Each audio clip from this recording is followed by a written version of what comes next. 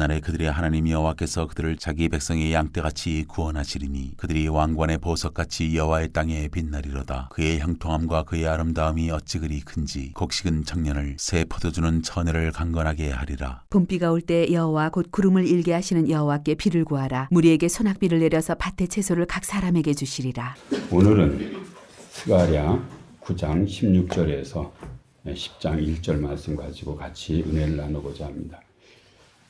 스가랴의 그 환상, 비전은요 얼마나 아름다운지 모릅니다. 이런 문장이 다 있나 할 정도로 참 그 스가랴에 나오는 환상들의 모습들은 너무 아름답습니다. 그리고 의미가 아주 깊습니다. 16절에 보면 이날에 그들이 하나님 여호와께서 그들을 자기 백성의 양떼같이 구원하시리니 그들이 왕관의 보석같이 여호와의 땅에 빛나리로다. 이게 16절 이렇게 되어 있습니다.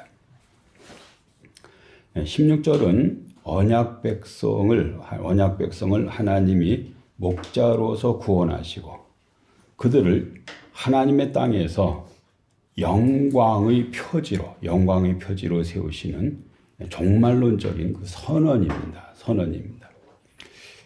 스가랴서뿐 아니라 그 선지서에 보면은 그날이라는 말이 굉장히 많이 나옵니다. 그날, 이날, 이런 말이 굉장히 많이 나오는데요.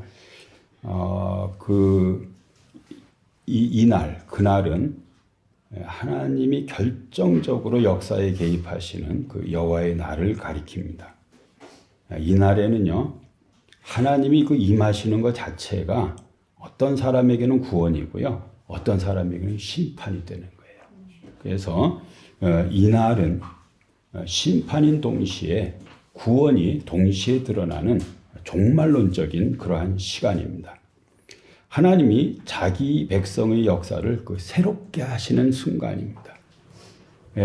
여러분들도 탄식을 하죠. 여러분의 환경에 대해서. 그런데 이 탄식하는 이 어떤 그 환경이 여러분의 어떤 그 삶이 다 새롭게 되는 순간이 이 날이라고 보면 맞습니다.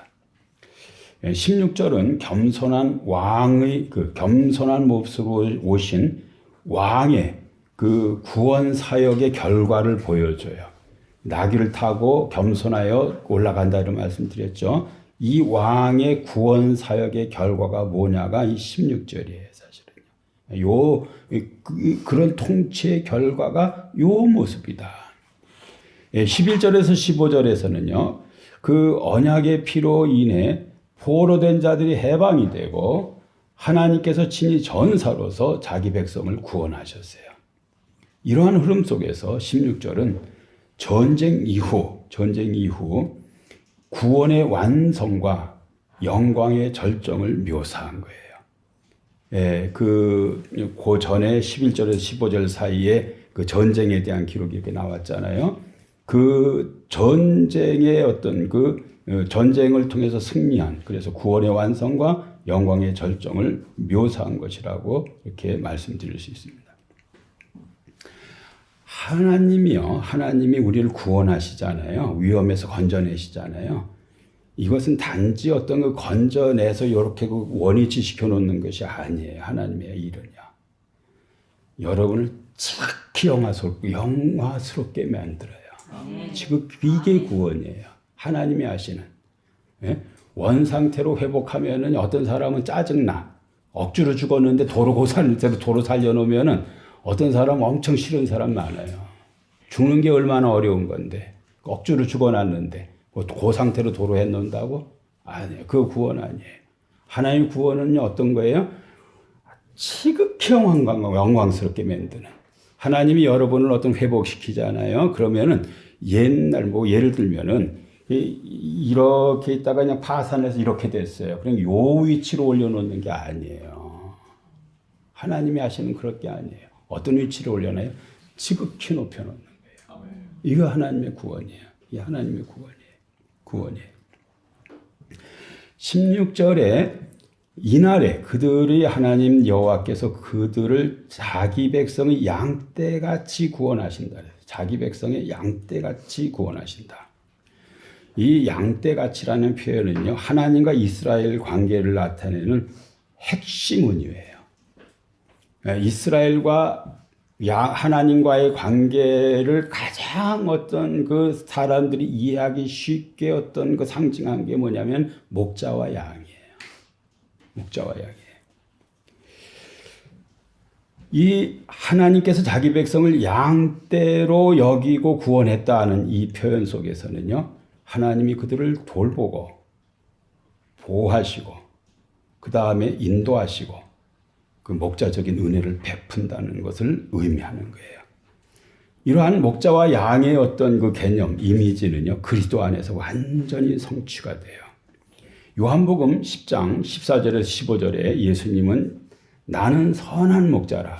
나는 양떼를 알고 양도 나를 아는 것 같이 아버지께서 나를 아시고 내가 아버지를 아는 것 같으니 나는 양떼를 위하여 목숨을 버리노라.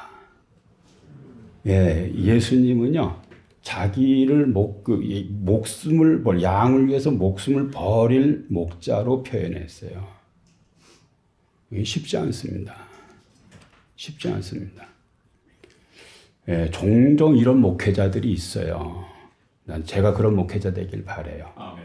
제가 한번 말씀드렸죠. 그 성민교회라고 신현균 목사님이라고 옛날 부흥사가 있어요. 이 사람이 뭐 기차 가는 소리 내고 뭐 소리 내고 막 사람 웃겨가지고 부흥회 인도하는 사람이에요. 그래서 나는 그 사람 굉장히 하찮게 봤어요. 그런데 그 사람 간증 듣고 제가 손을 들었어요. 이 사람이 이북에서 목회를 하는데 하여튼 영어를 잘했나 봐요. 그래서 미군하고 막 통하고 있어가지고 미군이 일사후퇴 일어난다고 신목사 가정은 헬기에 태워서 서울에다 갖다 내려줄 거라고 얘기를 한 거예요. 근데 이 사람은 딱 거절하고요. 100몇 명의 성도를 거기서부터 끌고 그냥 일렬로 서울까지 내려왔다는 거예요. 그 말 듣고 이 사람이 진짜 목사구나. 그리고 이렇게 사람들이 몰리고 하나님 앞에 이렇게 쓰임 받는 건 다 이유가 다 있어서 하는 거구나. 네. 그런 목사도 쉽질 않죠. 쉽질 않은데 예수님 자신이 뭐라 그랬어요? 나는 양을 위하여 목숨을 버린다 그랬어요. 목숨 버린다. 네? 자기 백성이 양떼같이 구원한다. 모든 위험을 내가 다 막아내겠다 하는 거예요. 이런 하나님이 여러분의 하나님인 것을 믿고 감사하셔야 돼요. 하여튼 여러분이 당한 모든 위험을 내가 막겠다는 거예요. 내가 목자가 된다는 말은. 이걸 믿으셔야 됩니다. 그런 믿음이. 그 다음에 그들이 왕관의 보석같이 여호와의 땅에 빛나리로다 그랬습니다. 예? 여기에 보면은 왕관의 보석같이 이 구원의 영광이 얼마나 찬란한 것인지를 말하는 거예요. 양떼에서 갑자기 왕관의 보석으로 변해요. 구원의 본질이 뭐냐 하는 것을 알려주는 거예요. 보통 세상 사람들은요, 물에 빠진 게 건져 딱 놓으면은 이거 대단히 어떤 구원해 준 거예요. 근데 하나님의 구원은 그게 아니라고 말씀드렸죠. 이거 기본이고요. 드높여. 상상도 할 수 없는 위치에 이 사람을 높여놓는 거예요.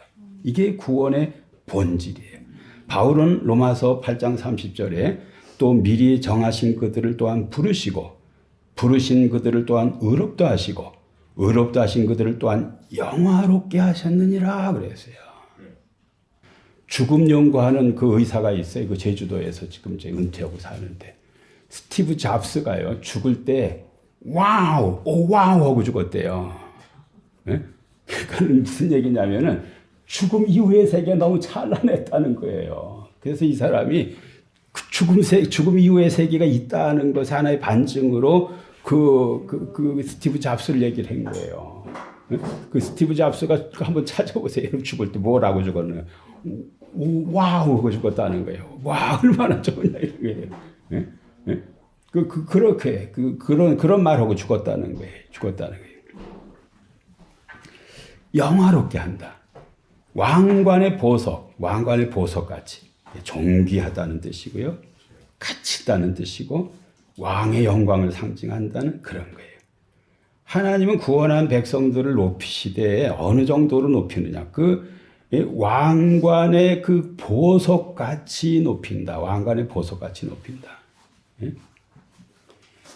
성도는 그 존재 자체가 하나님의 영광을 드러내는 그 표지예요. 표지예요.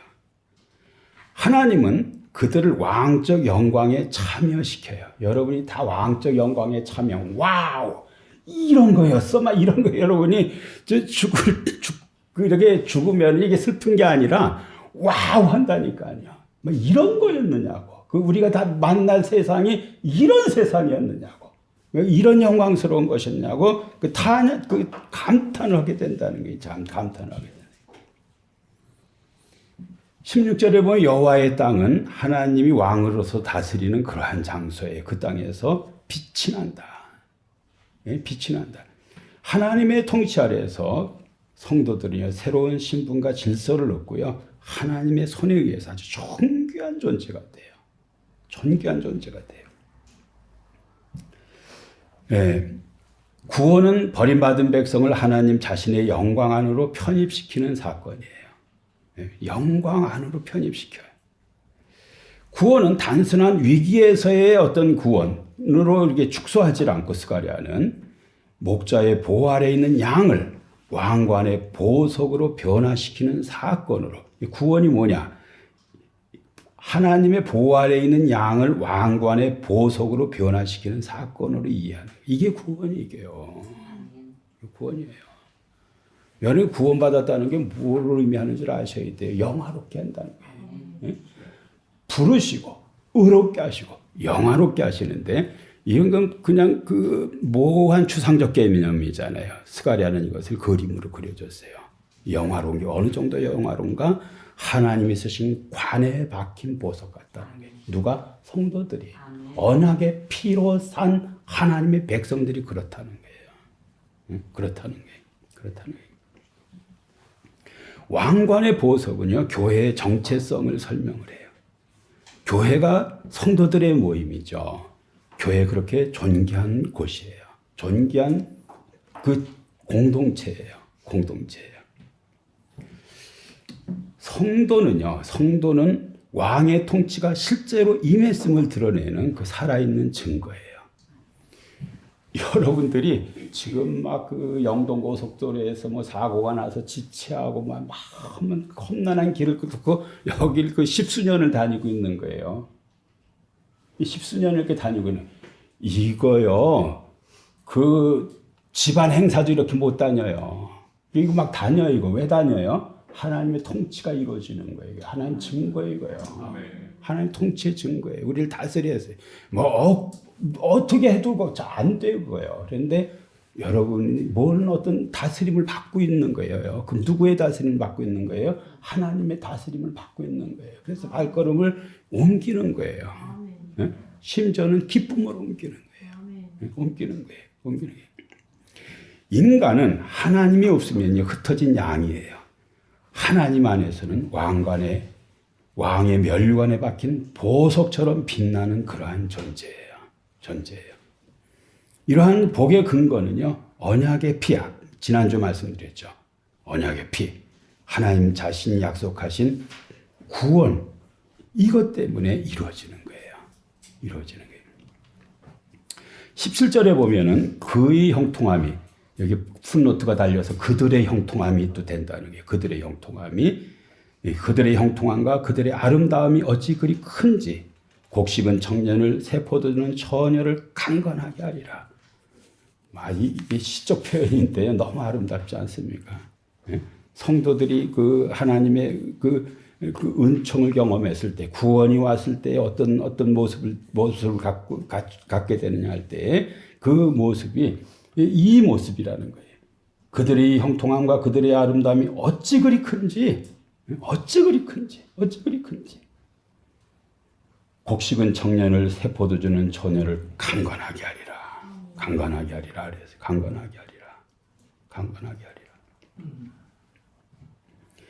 요 모습을 한마디로 그 히브리 단어로 말하면은, 지금 요 17절의 모습을 한마디로 말하면 이거 샬롬 얘기예요.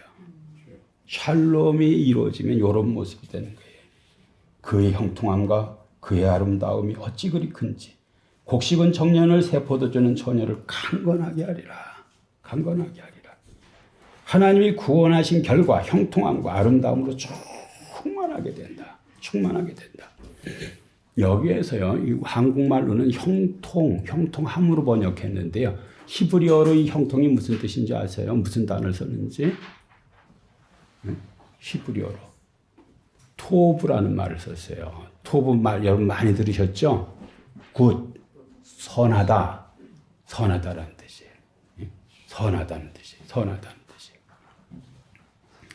토브는요, 히브리어에서요, 우리는 그냥 굿 정도 하면은 그냥 이런 정도, 그게 아니라니까. 그런 의미가 아니라니까. 히브리어에서의 그 토브는요, 가장 긍정적인 의미의 낱말이에요. 가장 긍정적인. 사람이 가장 좋을 때, 그때 토브라는 말을 쓰는 거예요. 내 인생에서 절정을 만나고 있다. 그 토브예요, 그게요. 그 토브예요. 내가 그냥 젊은 시절에 제일 이뻐. 그 있잖아요. 우리 젊은 여성도들 어느 때 제일 이뻤다는 거 있잖아요. 뭐 우리 집 사람은 그냥 그 옛날에 그 젊음 자체가 그냥 아름다움이라는 말 많이 했는데요. 그냥 젊은 것 자체가 그냥 너무 이쁜 거예요. 그냥 너무 아름다운 게. 그때 그게 뭐예요? 토브예요. 그게 토브예요.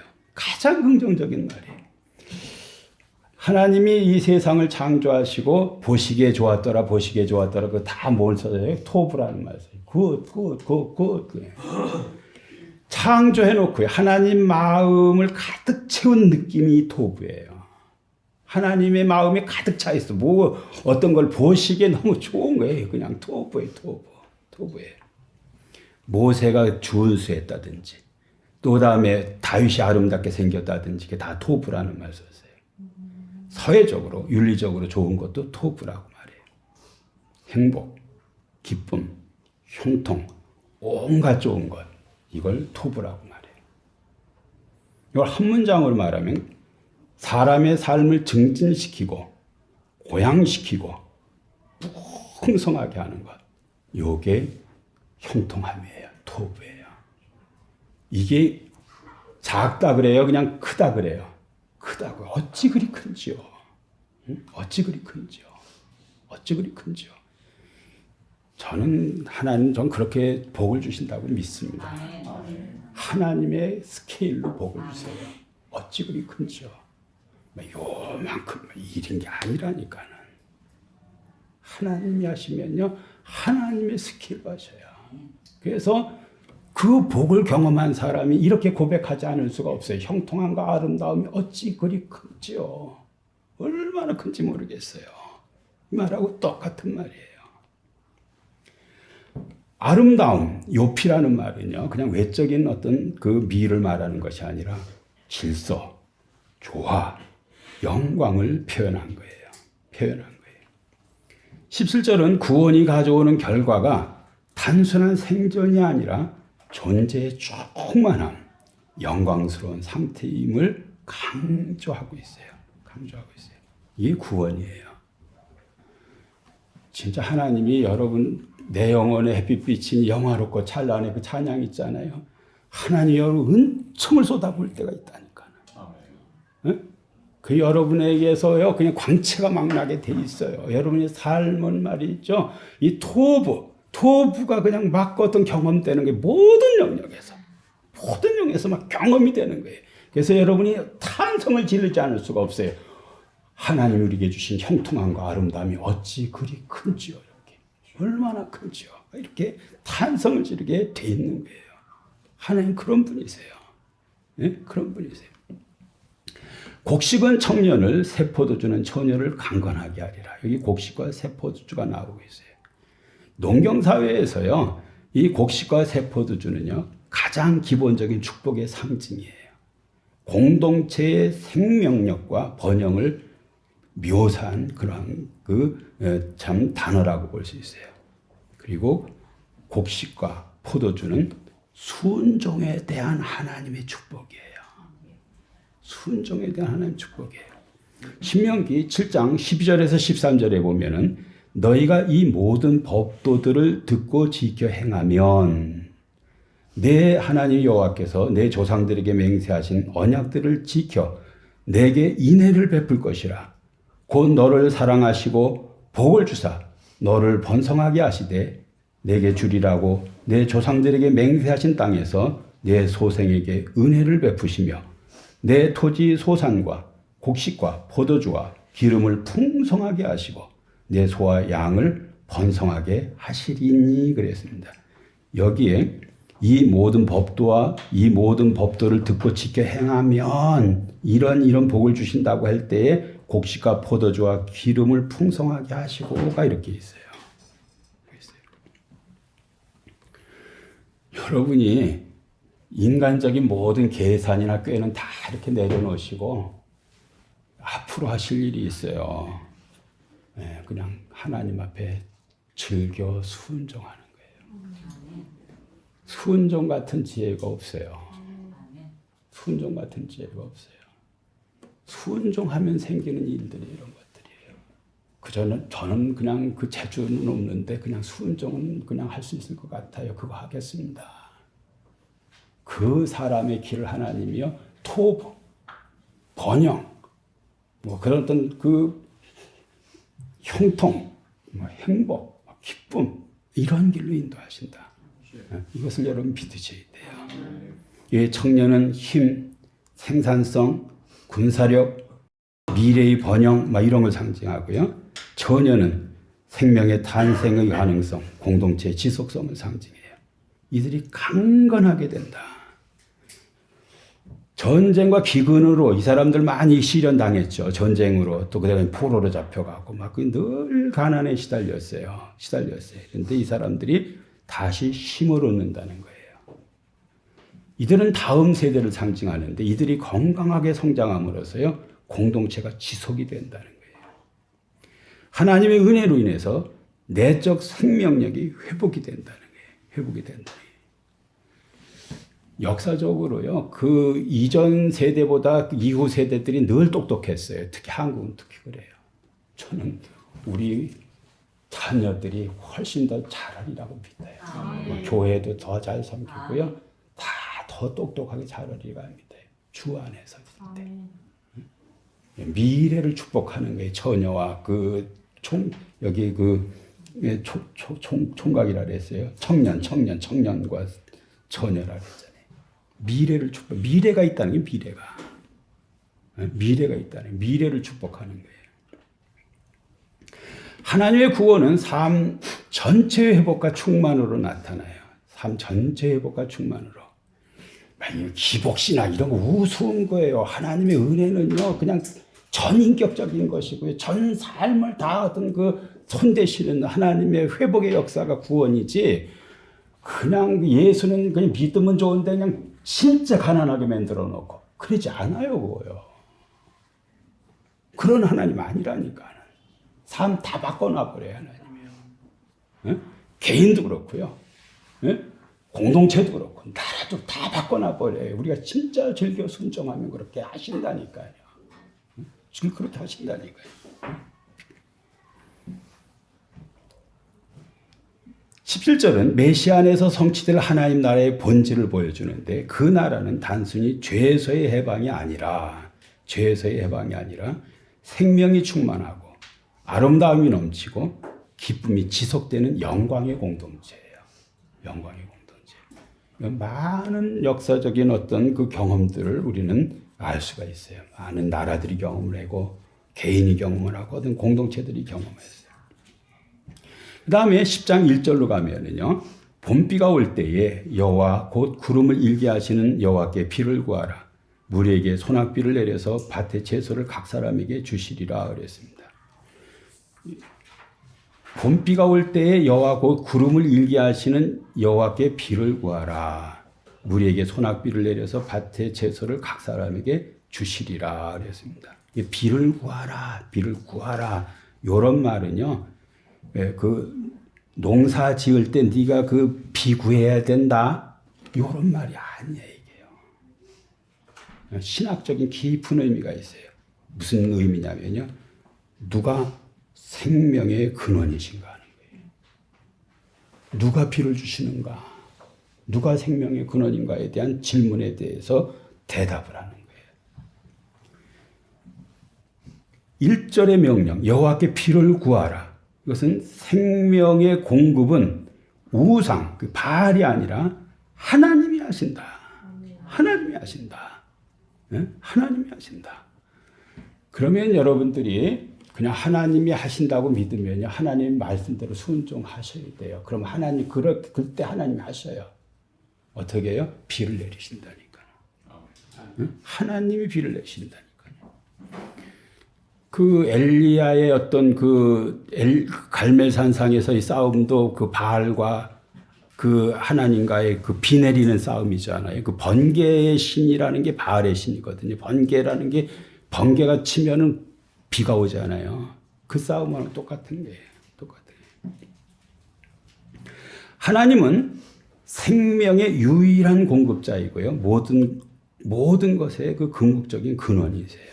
근원이세요. 이 봄비, 마르코시라는 히브리 단어는요, 축복의 절정을 말해요. 봄비는 늦은 비로서요, 추수를 재촉하는 비예요. 우리가 생각할 때는 이 봄이라는 것은요, 이른 비 같죠. 근데 이스라엘은 이게 늦은 비예요. 이때 농사를 시작을 해요. 그래서 이게 봄비는 늦은 비예요. 늦은 비예요. 늦은 비. 그래서 추수 직전에 내리는 비예요. 그래서 이 비가 내려야 그 곡식이 잘 어떤 그 알이 차고 그 열매를 맺고 이제 추수를 하게 되는 거예요. 곡식의 성숙을 완성시키는 비예요.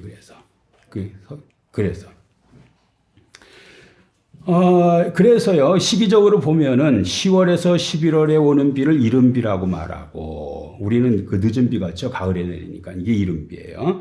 그 다음에 4월과 5월에 오는 비를 갖다가 늦은 비라고 말해요. 봄에 오는 비가 늦은 비예요.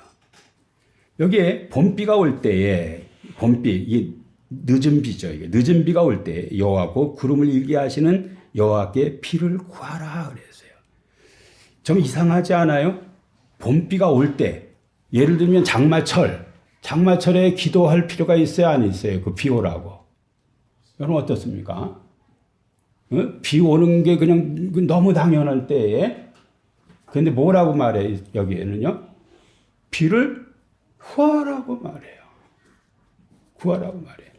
여러분 명심하셔야 돼요. 하나님의 약속은요, 수도 없이 성경에 많이 있는데요. 하나님 그 약속을 다 지키는데, 어떤 방법으로 그것을 하나님은 성취하시냐면 여러분의 기도로 성취하세요. 아무리 약속이 됐어도요, 뭘 해야 돼요? 기도해야 돼요. 그래서 우리가 기도는 우리의 삶이에요, 그냥. 기도가 끊어지면 안 되는 거예요.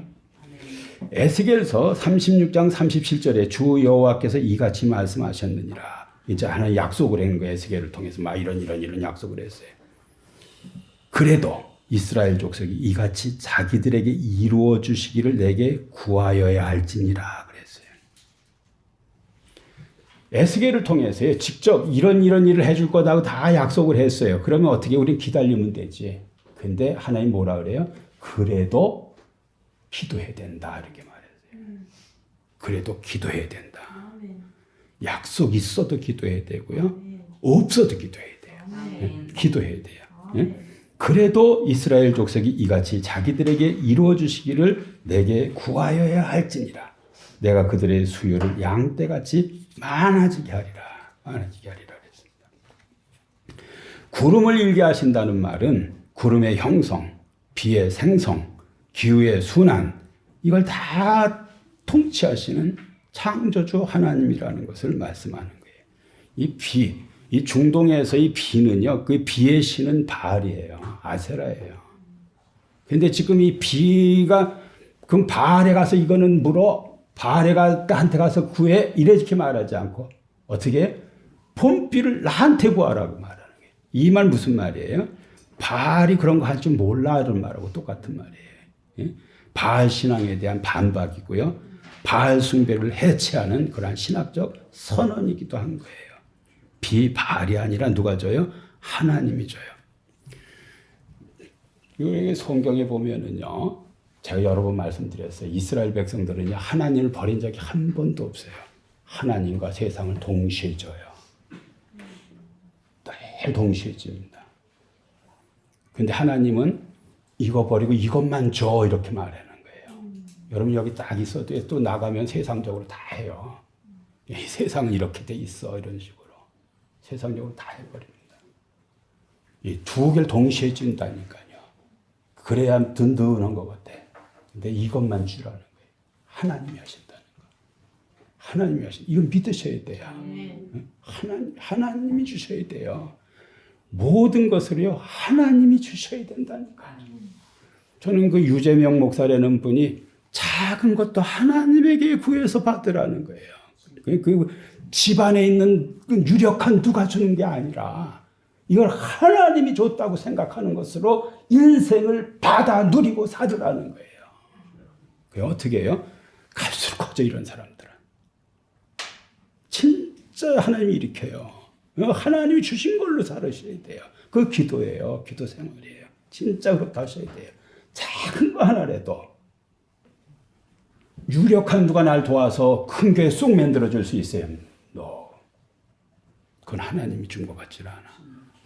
내가 그냥 작은 거에도요 하나님이 줬다는 것으로만 하겠습니다. 여러분 남은 생에 한번 그 생각으로 한번 살아보세요. 하나님 여러분 어떻게 만들어 놓으시는가. 창대케 하셔요. 진짜 창대케 하셔요. 믿으셔야 돼요. 근데 여러분 어떻게 양쪽 다 잡아.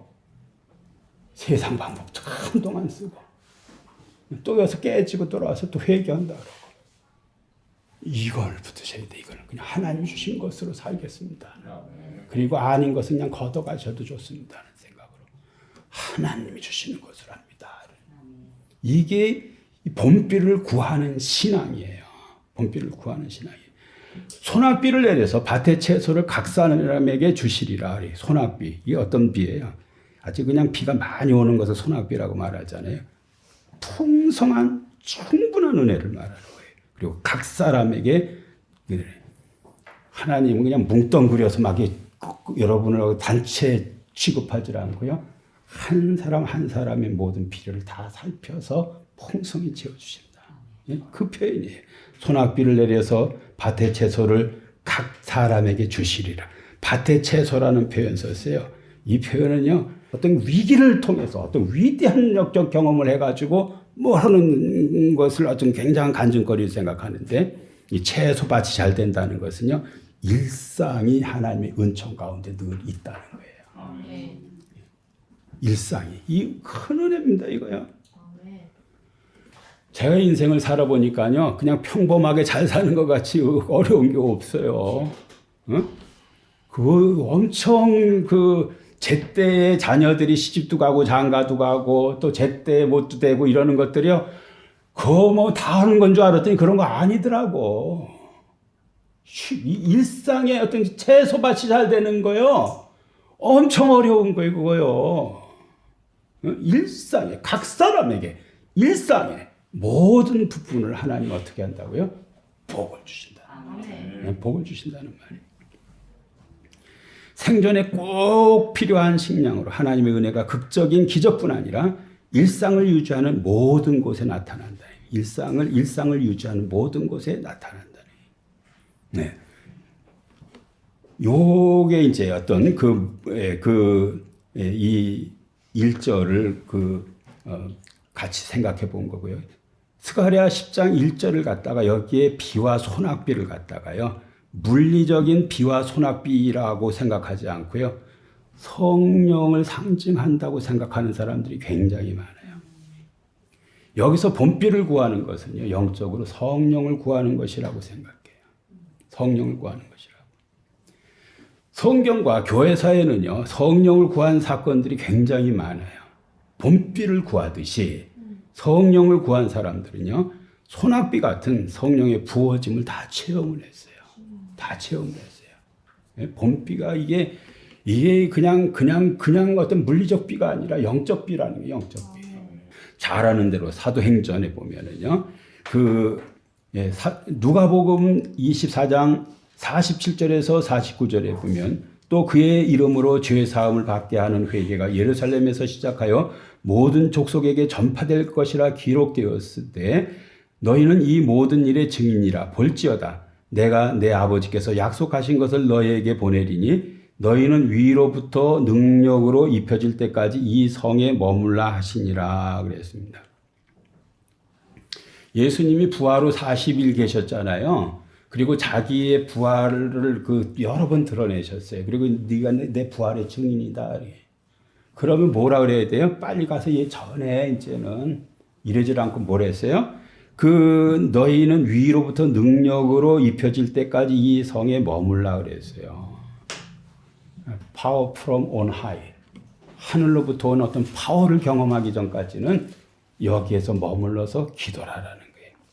사도행전 1장 4절에서 5절 사도와 함께 모이사 그들에게 분부하여 이르시되 예루살렘을 떠나지 말고 내게서 들은 바 아버지께서 약속하신 것을 기다리라. 요한은 물로 세례를 베풀었으나 너희는 몇 날이 못되어 성령으로 세례를 받으리라 하셨느니라. 위로부터 능력으로 입혀지는 것이나 성령으로 세례를 받는 것이나 같은 개념이에요. 여기서는 누가가 생각할 때는 열흘 동안 오로지 기도에 힘을 썼어요. 본필을 구했어요. 어떤 일이 일어났어요? 오순절에 강한 성령이 임했어요. 이들이 이 영적 경험을 하고 복음을 전했어요. 어떤 일이 일어났어요? 하루에 3,000명, 5,000명이 회개하는 역사가 일어났어요. 이러한 역사 이후에 오랫동안 이런 성령의 역사가 중단되다가 그 18세기 모라비안 교도들이 헤르누트라는 독일 한 지역에서 이렇게 공동체 생활을 하고 있었는데 1727년 8월 13일 금요일이에요. 제가 AI한테 1727년 8월 13일이 무슨 요일이냐 그랬더니 금요일이라고 알려주더라고요. 요즘 AI가 얼마나 뛰어난지. 베르텔스도르프라는 교회에서요. 남자 24명, 여자 24명, 48명이 모여서요. 찬양하고 회개하는 그런 어떤 모임을 갖고 있었는데요. 이때 강한 성령의 역사가 이들에게 임했어요. 그래서 이걸 갖다가 모라비안 오순절이라고 말해요. 이때 이 사람들이요. 성령이 임하면은 우리 같은 경우는요. 이런 어떤 영적 그런 집회를 하고 있는 게 아니고 이게 강의하듯이 터는 거거든요. 근데 영적 막 찬양하고 막 뜨겁게 기도하다가 하나님 임재를 경험할 때는 어떤 현상이 일어나냐면 이런 현상이 일어나요. 하나님이 매우 가까이 계시다는 느낌. 우리는요, 이런 성경을 읽고 뭐 어떤 설교를 들어도 하나님 저기 계신 것 같이 또 혹은 안 계신 것 같이 이런 생각이 되죠. 근데 영적 체험이 오면요, 제일 먼저 하나님이 아주 가까이 계시구나. 여기가 다른 곳이 아니라 하나님의 전이요 하나님의 문이다. 야곱이 두렵도다. 막 베델에서 막 떨죠. 뭘 경험한 거예요? 하나님의 임재를 경험한 거잖아요. 임재를 경험. 하나님이 여기 계신 것 같다는 느낌을 막 경험하는 거예요. 설명할 수 없는 거룩한 분위기.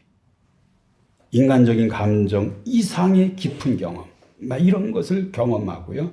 이 사람들이 막 회개해요. 이런 영적 경험을 어떤 사람이 하잖아요. 그럼 그 영적 경험이 성령으로부터 왔다는 진정성을 확인해야 되는데 진정성은 어떤 모습으로 나타날까요? 진정성은요. 여기 이 사람들의 모임에서는 기도운동으로 나타나요. 1727년 8월 13일부터 시작을 해가지고요. 1827년 종료하기까지 100년 동안 이 사람들이 이 당시에 모라비안 교도들이 한 600여 명 있었는데요. 이 사람들이 24시간을 1시간 다 쪼개가지고 매일 한 시간씩 맡아가지고 이 기도 생활을 100년을 했어요. 100년을 했어요. 이게 모라비안 교도들이에요. 한 600명 정도 되는 사람들이 이걸 돌려서 100년을 기도를 했어요. 이 기도가 누구에게 응답되냐? 18세기 요한 웨슬리에게 응답되는 거예요. 기도는요, 땅에 떨어지지 않아요. 외상 없어요. 다 이루어져요. 다 이루어져요. 더디게 이루어지죠? 위대한 일이 일어나요. 어마어마한 일이 일어나요. 여러분이 어떤 일이 안 일어난다. 내 기도를 안 듣는 것이 아니라 하나님 위대한 일을 준비하고 계시다고 믿으셔야 돼요. 네? 100년을 했어요.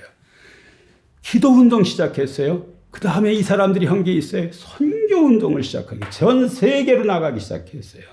그리고 공동체가 변화되기 시작했어요. 이 체험 후 공동체는 깊은 회개와 연합, 성령의 임재를 경험하면서 다음과 같은 결단을 해요.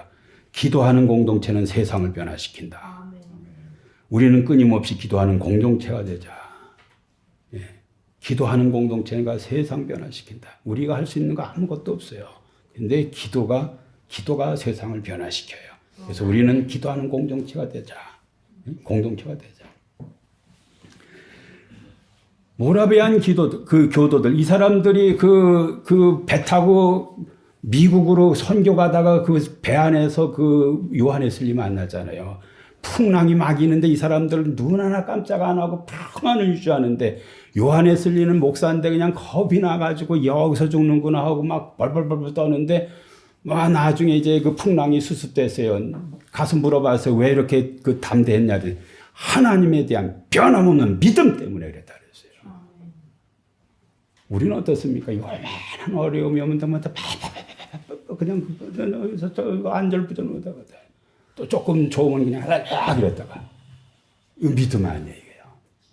풍랑이 거칠게 불어도 하나님에 대한 변함없는 믿음 때문에 그냥 그 환경에 구애받지 않았습니다.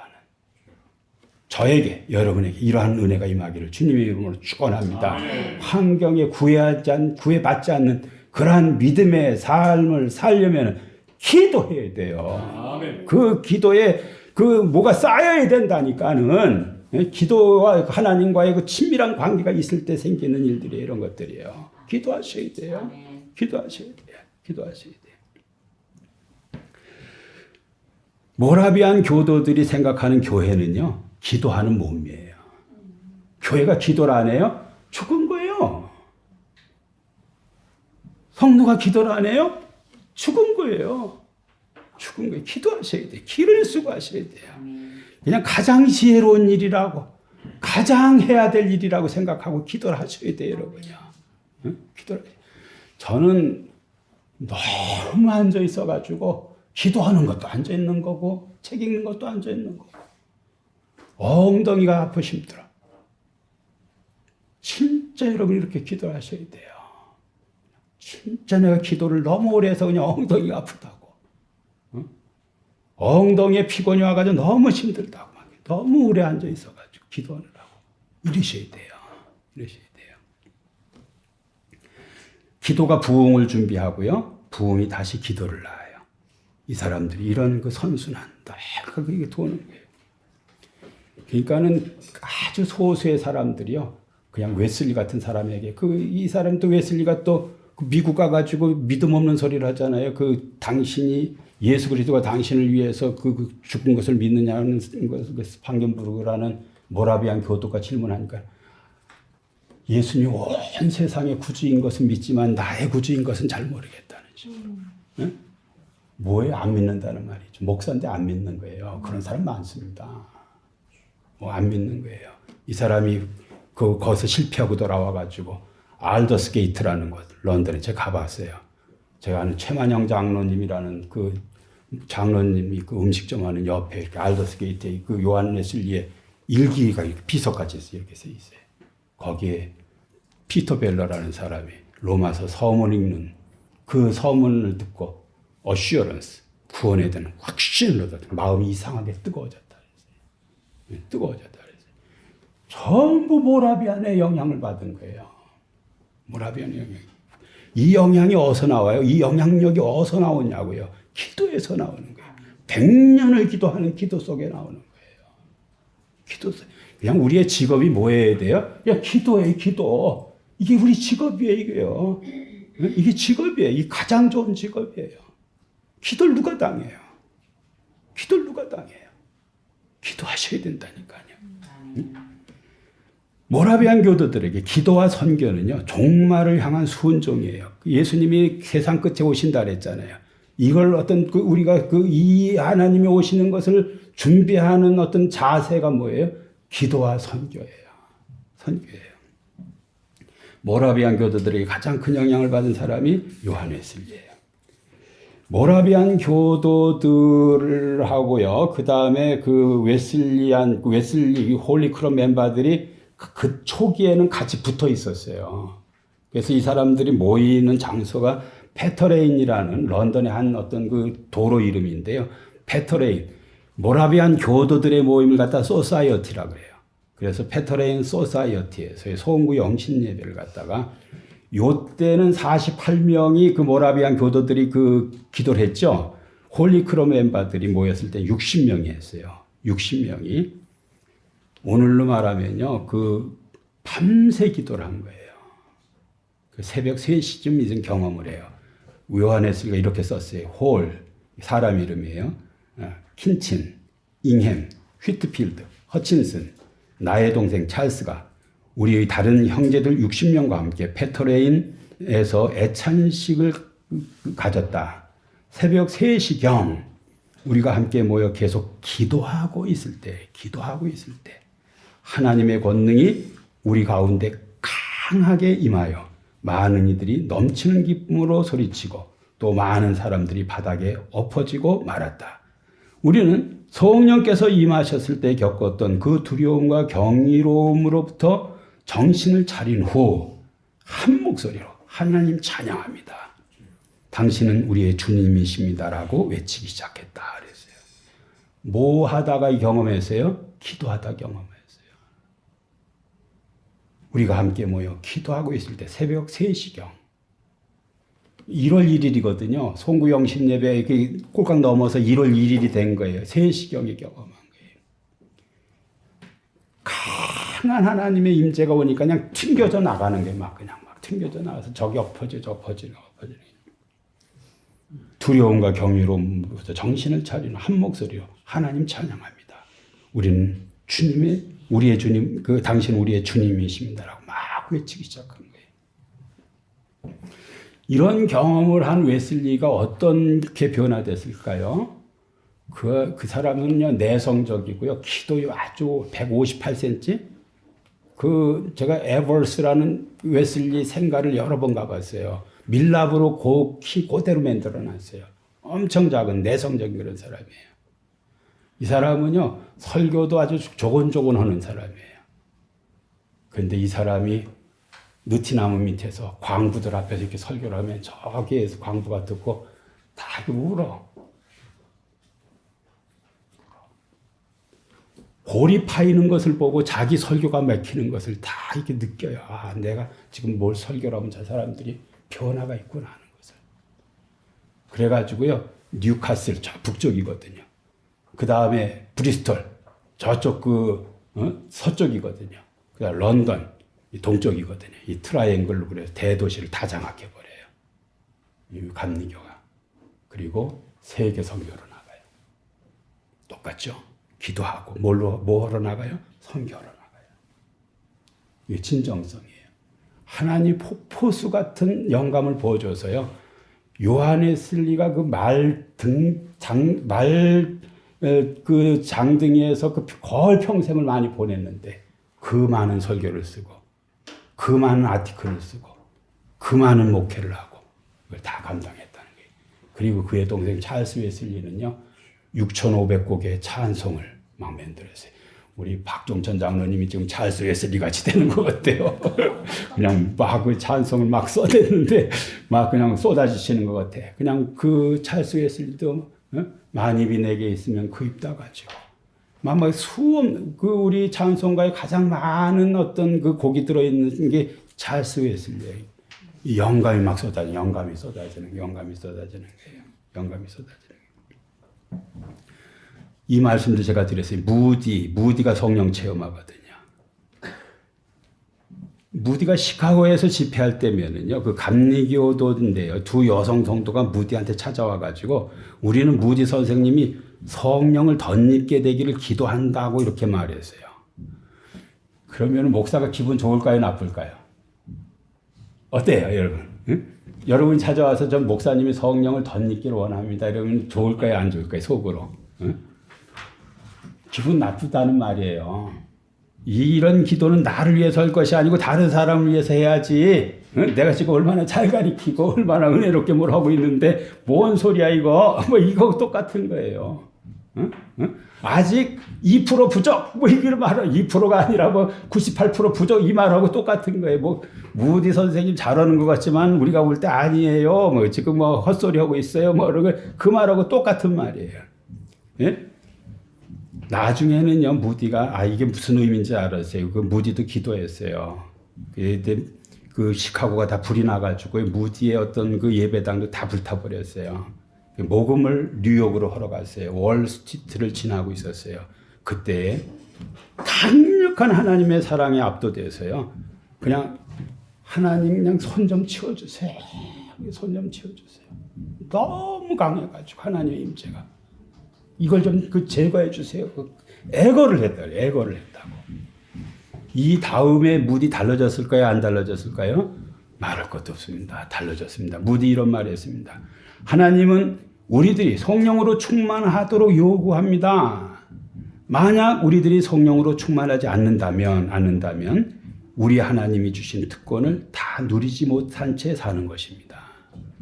하나님이 성령의 충만을 통해서 많은 특권을 주시는데 이것을 누리지 못하고 사는 것과 똑같은 것입니다. 기도하면 뭘 경험해요? 성령을 경험해요. 충만을 경험해요. 충만을 경험해요. 그래서 어떤 것도 다 이겨내요. 교회사적으로 보면요. 이런 게 있습니다. Later Rain Revival이라는. Later Rain. Later가 뭐예요? 늦은 비예요. 늦은 비 부흥운동이라는 게 있어요. 1947년 시작을 했는데요. 1952년 사이 그 절정을 이룬 그 캐나다에서 시작해서 미국으로 가서 일어난 그러한 운동이에요. 이 사람들은요, 어떤 생각을 하고 있냐면은 요엘서의 이른 비와 늦은 비를 교회사 전체에 단계하고 연결했어요. 이른 비는 사도행전의 그 120 문도들이 성령 받고 복음에 증인된 일이고요. 늦은 비는 예수님의 재림 밖에서 영혼의 대추수가 일어날 것이라고 생각하는 거예요. 이해하셨어요? 이른 비가 뭐라고요? 이른 비, 그 가을비, 이른 비, 가을비는 사도행전에 임한 거예요. 늦은 비는 뭐예요? 지금 임하는 거예요. 지금 임하는 거예요. 그리고 이러한 어떤 재림이 임박해서 이 늦은 비를 그 소낙비 같이 쏟아 부어 주시는데 그 이유가 있어요. 영혼 대추수 때문에.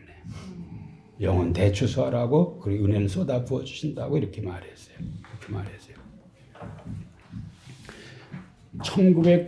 3년 4년에 웨일즈에서 이반 로버츠가 부흥운동을 일으키고요. 이것이 1905년 6년에 그 LA 아주사 스트리트에서 부흥운동이 일어나고요. 1907년 8년에 평양 대부흥운동이 일어나고 이것이 인도니 뭐 전 세계적으로 막 퍼져나가기 시작을 했어요. 퍼져나가기 시작했어요. 만약에 이러한 어떤 운동이 안 일어났으면 어떻게 했을까? 기독교가 몰락했어요. 이 성령의 역사가 없었다면요, 지난 100년 동안 장로교는 그 3분의 1로 줄어들었어요. 더 줄어들었을 거예요. 더 줄어들었을 거예요. 그런데요, 이 기독교를 살렸어요. 뭐가? 이런 어떤 캐리스마틱 또 성령을 강조하는 그러한 어떤 그 교단들이요, 1년에 1,900만 명씩 늘어났다는 거예요. 새신자가. 어마어마한 어떤 사람들이 늘어나더라고요. 저는 이런 그 글들 많이 읽고 이렇게 영국에서 지냈는데, 노르웨이 선교사였었던 그 TV 바렛이라는 사람이 있어요. 이 사람이 영국인인데 노르웨이 선교 갔다가 너무 모금이 안 되는 거예요. 그래서 미국 모금하러 갔는데 모금은 하나도 안 되고 거기서 성령을 받고 왔어요. 이 사람이 부흥의 현장을 막 거기서 본 거예요. 근데 이 사람이 써놓은 이 부흥의 광경같이 아름다운 글을 난 보지 못했어요. 한번 제가 읽어드릴 테니까 한번 보세요. 이 사람이 모금차 갔다가 LA 가서 부흥을 경험하는 거, 그 글을 이런 식으로 묘사를 했어요. 다 들어보세요. 온갖 교파에서 온 사람들이 그 집회에 모여들고 있다. 수많은 사람들이 오순절 은혜를 체험하고 방언을 말하고 있다. 수많은 사람들이 구원을 갈망하고 있으며 수많은 영혼들이 구원을 받고 있다. 수백 명의 사람들이 마음의 정결을 간구하고 있으며 정결된 제물들 위에 불이 내리고 있다. 집회에 참석했던 사람들이 그 불을 주변 마을로 전하고 있다. 그랬어요. 이 사람들이 하나님 앞에 그냥 간절히 간구한 게 있어요. 마음의 정결이에요. 마음의 정결을 하나님 앞에 구했는데 그러한 심령에 뭐가 쏟아져요? 성령이 쏟아져요. 성령 제가 그 런던에서 경험했는데 여기 은사 집회 가가지고 귀신 들려오는 사람 있어요. 왜 그럴까요? 성령이 들어올 만한 마음이 안 돼. 근데 영은 자꾸 들어오라 그러니까 그냥 귀신이 쑥 들어가는 거예요. 어? 귀신 쑥 들어간다니까. 그래서 뭘 해야 돼요, 우리가요? 정결하게 돼야 돼요. 우리 심령의 어떤 그 정결함을 굉장히 중요한 거예요. 정결 굉장히 중요한 거예요. 성령이 임해서 구원이 확신이 생기고 육신의 치유가 일어나고 거룩한 삶으로의 회복이 일어나요. 이게 완전한 구원이에요. 찬송가 494장 만세반석 열리니 이 찬송을 작시한 아우구스트 토플레이티라는 사람이 있어요. 이 토플레이티라는 사람인데 이 사람이 요하네슬리하고 그 예정론 논쟁을 많이 했던 사람인데요. 이 사람이 이런 얘기를 해서 이게 굉장히 어떤 중요한 거예요. 죄에 대해서는 이중적인 치유가 있다. 진노에서의 구원과 나를 정결케 하는 것이다. 그랬어요. 죄에 대한 이중적인 치유, 두 가지 치유가 다 있어야 된다는 거예요. 첫 번째는 진노에서부터의 구원이에요. 이게 보통 우리는 요거까지 말해요. 죄에서 구원받았으면 끝. 근데 하나 더 붙였어요. 나를 정결케 하는 것이 구원이라는 거예요. 깨끗게 하는 것, 의로워지는 것, 정결하게 되는 것. 이게 구원이에요. 구원이에요. 이런 영적 체험을 했던 그 18세기, 20세기의 그 사람들은요, 부흥을 경험했던 사람들은요, 외국 선교사로 나갈 때에 지금 같은 시대가 아니고 그 옛날에요. 의도적으로요, 편도 승차권만 구입해서 평도 비행기만 사서 그 외국을 나갔어요. 무슨 뜻이에요? 안 돌아온다는 게. 거기서 뼈를 묻는다는 마음으로 그렇게 가서 복음을 전했어요. 복음을 전했어요. 버밍엄 대학의 월터 홀렌웨거라는 유명한 신학자가 있는데요. 이 사람이 이게 영국에서 제가 이 글을 봤으니까요. 30년 전이에요. 그냥 그때 글 그대로 읽을 테니까. 유색인종, 오순절주의, 제3세계 출신이 크리스찬의 절반 이상이 될 것을 예언했어요. 지금 그 이상이에요. 그 예언대로 오순절주의자들은 제3세계를 비롯하여 전 세계에서 1990년까지 매년 1900만 명씩 증가했다 그랬어요. 얼마나 많은 영혼이 구원을 받아요? 1901년 이들은 40명에서 시작해서요. 2000년에는 5억 5천 명 이상의 성도로 불어났어요. 40명에서 시작해서 5억 5천 명이 됐어요. 이러한 확장을 우리는 무엇라고 표현하느냐고요. 은혜의 소낙비가 내린 것이고 영혼의 대추수가 이루어진 것이라고 밖에 달리 어떤 그 표현할 방법이 없다. 그냥 은혜의 그냥 소낙비가 막 그냥 쏟아져 내린 거예요. 그러니까는 말이 그렇지 1900만 명이 얼마나 많은 거예요. 그 1년에 회심했다는 거예요. 1년에. 매년. 그래서 5억 5천 명이 됐다는 거예요. 1901년에 시작해서. 모라비안 교도들은 48명이에요. 그 다음 페터레인 소사이어티에서는요, 60명이에요. 막 그 60명, 막 40명, 70명, 막 이렇게 시작한 운동이요. 5억 5천 명을 다 늘어나 버렸어요. 저는 스가랴서를 보면은 이게 그 부흥의 그냥 텍스트북이다. 부흥에 관해서 이같이 잘 말하는 책은 드물다. 스가랴서는요, 이 같은 역사는요, 스가랴서들의 그 구절들을 성취한 것이고요. 스가랴서는 구약의 사도행전 같은 책이에요. 이 구절 읽고 이제 말씀 마칠게요. 스가랴 4장 6절에 7절. 그가 내게 대답하여 이르시되 여호와께서 스룹바벨에게서 하신 말씀이 이러하니라. 만군의 여호와께서 말씀하시되 이는 힘으로 되지 아니하며 능으로 되지 아니하고 오직 나의 영으로 되느니라. 큰 산하 내가 무엇이냐? 내가 스룹바벨 앞에서 평지가 되리라. 그 머릿돌을 내가 놓을 때에 무리가 와서 외치기를 은총이 그에게 있을지어다 하리라 하셨고 그랬습니다. 힘으로도 능으로도 안 되는데 뭘로 돼요? 나의 신, 나의 영으로 된다. 기도 외에는 방법이 없어요. 영적인 일은요. 네, 영적인 일은요. 아무리 유식한 척 해도요. 깽가리 같은 거에 울리는 깽가리 같은 거 아무 무력한 거예요. 무력한 거예요. 스가랴서 10장 1절 봄비가 올 때 여호와 곧 구름을 일게 하시는 여호와께 비를 구하라. 예, 물리적인 비 아니에요. 영적인 비예요. 영적인 비예요. 네, 이러한 비가 우리 교회에 폭포수같이 소낙비같이 쏟아지기를 주님의 이름으로 축원합니다. 네, 기도하겠습니다. 네, 하나님 아버지 오늘 스가랴의 비전을 통해서 우리에게 또 새로운 비전을 보여주시는 것을 진심으로 감사를 드립니다. 하나님께서 우리를 구원하시는 것이 어떤 의미인지 아버지 하나님 우리가 잘 알고 이것이 얼마나 영광스러운 것인지 하나님의 왕관에서 배겨있는 보석과 같은 존재로 우리를 만드셨다는 것을 아버지 늘 기억하며 감사하며 감격하며 사는 저희들이 될 수 있도록 은혜를 베풀어 주시옵소서.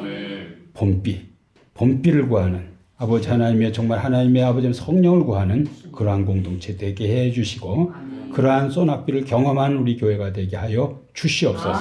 감사드리며 예수님의 이름으로 기도하옵나이다. 아멘.